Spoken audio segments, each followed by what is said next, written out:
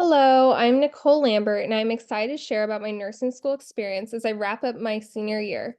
This presentation will explore this journey that has shaped me both personally and professionally, along with how it has contributed to my growth in various areas.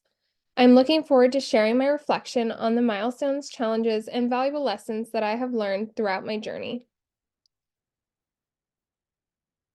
Four outcomes from my nursing school journey I have found to be particularly impactful and meaningful to my personal and professional growth are critical thinking, advocacy, evidence-based practice, and teamwork and collaboration. I chose each of these outcomes because I've noticed clear and valuable developments within myself in relation to these skills in comparison to how I had previously either understood or enacted these skills before nursing school.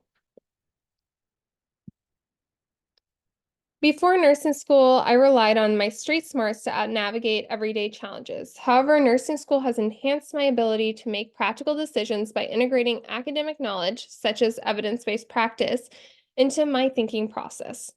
This has allowed me to approach situations with a more informed and analytical mindset, combining my practical wisdom with evidence-based reasoning. This is meaningful to my growth as it will help me make well-rounded and effective decisions in the nursing practice. An example of when I demonstrated this was in my pediatric concept map I created about an infant with a diagnosis I had never heard of before. Another time was through an extensive case study at the end of junior year on a cirrhosis patient.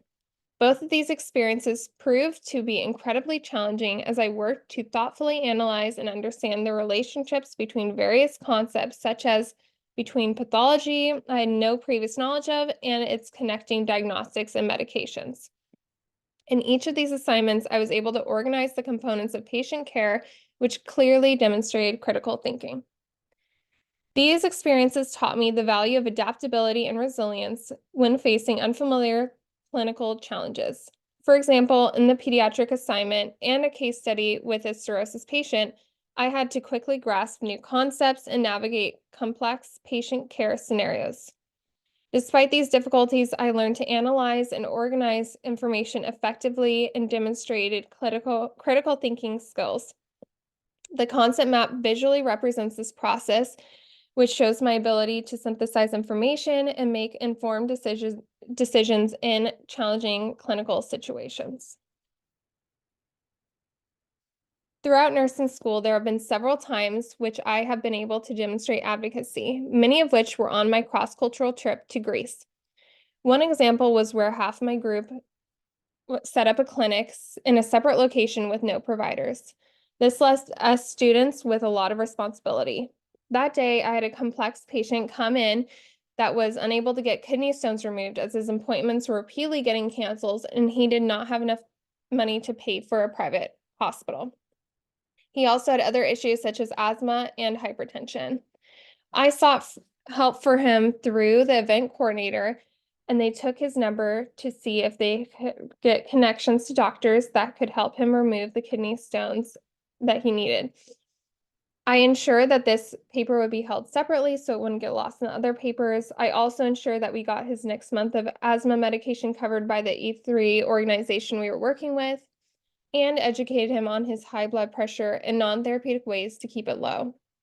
This was a challenge in particular, as I was aware that I was advocating for a patient in an environment where most everyone there also needed help. However, this taught me that taking proactive steps to address a patient's needs, regardless of the setting, can be impactful. Although I had limited resources to treat his problems in that moment, through advocating for him, I was able to get him a free month of medication and potentially get him connected with alternative resources. Throughout these clinics, I would also advocate within my team to help get my patient to a particular provider that I found to be appropriate. For example, if I had a patient with cardiac issues, I would advocate for my patient to see the cardiac practitioner. These experiences showed me firsthand how just one person speaking up can make a difference for a patient, making this become a skill I will absolutely take and continue to develop throughout my nursing practice. As I briefly mentioned, the patient I had in Greece also had hypertension, and so I taught him about non-therapeutic ways to keep his blood pressure low. Examples of this were through dietary changes such as lowering sodium intake, reducing or quitting smoking, and regular exercise once the pain from his kidney stones were relieved. All this education I provided him was evidence-based. I also demonstrated this in the hospital throughout clinical rotations as I would take vitals by ensuring legs were uncrossed and that I was using the correct cuff size for blood pressure, by counting a full minute for a patient with an irregular heart rate, and not telling a patient that I'm counting their respirations. An example of a lesson I learned while taking vitals just last week during practicum shifts was when I was taking a blood pressure for a patient who appeared to be quite elevated. My preceptor was with me and stated that having a conversation with a patient while taking blood pressure can actually add 10 millimeters of, or millimeters of mercury to the reading. I paused our conversation, retook the blood pressure, and sure enough, his blood pressure reduced by about that much. Although it was challenging to ensure that I'm adhering to all these evidence-based practices in a clinical setting, embracing these protocols and that are in place to ensure safe and effective care is essential. And that said, I will continue to learn and stay up to date on these practices in order to become a strong nurse who provides high quality care. And I see such value in continuing education because of this. Nurse 4963 offered so many opportunities to hone in on such a variety of nursing skills. One that I found to stand out the most was teamwork and collaboration, as our team in Greece regularly worked together to problem solve and create plans to improve quality of care for that our patients were receiving. I would ask our interpreters about cultural considerations as we worked with cultures of various backgrounds in order to understand how to ask certain questions or what good questions may be to ask for different patients and their specific backgrounds. This helped me thoroughly triage each patient I got in order to help them receive their best possible care, as it would help the practitioners become more time efficient, as we only had one or two of them. So by triaging them thoroughly, I was able to give the provider a lot of vital information in less than a minute, rather than them having to take the time to go through a translator, which would hold up the line and risk missing information. Additionally, as a team, we would reflect each morning following a clinic to debrief and discuss the quality improvement. A major challenge in this was that our interpreters were non-medical, and so they did not always understand the questions we were trying to ask, which sometimes would have us receiving answers that were not close to what we were looking for. However, our group was divided into topics, and mine was hypertension, and I was able to present for the interpreter to help them better understand common conditions. A major lesson I learned was how powerful effective teamwork and collaboration are, and how it is essential to optimizing patient care outcomes. By leveraging each team member's strengths, addressing workflow challenges, and also integrating the cultural considerations into our care, the team was able to create more positive patient experiences and outcomes. Experiencing how teamwork is vital to the growth and absolutely contributes to my development as a nursing professional, as these experiences taught me how leaning on each other and adapting our practices absolutely improve the quality of care and the patients we're receiving. This has made it a particularly important to me to prioritize working on a great team rather than seeking a particular specialty as I look for a new job following nursing school. In clinical settings, I have had endless opportunities to apply theoretical knowledge as I have learned in class. A great example would be in my practicum, which is on an orthopedic, spinal, and trauma floor, where we receive many patients admitted with recent bone breaks or who are returning immediately after a surgery with uncontrolled pain. The floor also has many patients experiencing nerve pain or chronic types of pain, but essentially all patients on the floor are experiencing pain of some sort. For one patient who was admitted with a pelvic fracture following a car accident, I was able to use evidence-based practice as I had used tools to assess the severity and type of pain she was experiencing. I would also use critical thinking to take into consideration the onset of the medications and its peak, as I would text the PT and OT in the morning to request their ETAs so that we could administer their PRN pain meds before they arrived to help make it so that she would have a more successful session. So even though I wasn't able to pass many of those medications independently, I would practice my decision-making skills with my preceptor, as she would ask me what medications I would theoretically give, forcing me to reflect on what I've learned in class as I would go through the MAR and explain why I would give a particular med to this patient.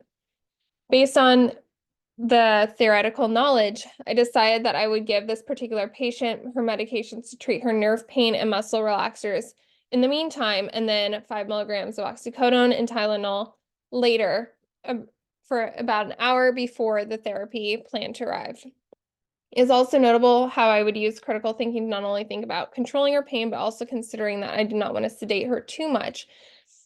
And so additionally, I would also use evidence-based non-therapeutic pain management with offering patients ice or calming music. I also found myself implementing fall prevention strategies regularly on this floor, especially as we have many dementia patients that come in with bone breaks. I would apply evidence-based practice as I would assess for fall risks, providing education, bed alarms, providing assistive devices, and also ensuring the call lights were within reach. I would use critical thinking by performing cognitive assessments on the patients regularly to further assess their fall risk. As I reflect on my nursing process or on my nursing process assignments, project assignments, I have recognized a significant growth in my academic confidence and reflective skills. In my initial praxis assignment, I noted that I had never been very confident in my academic skills and always considered myself more street smart than book smart.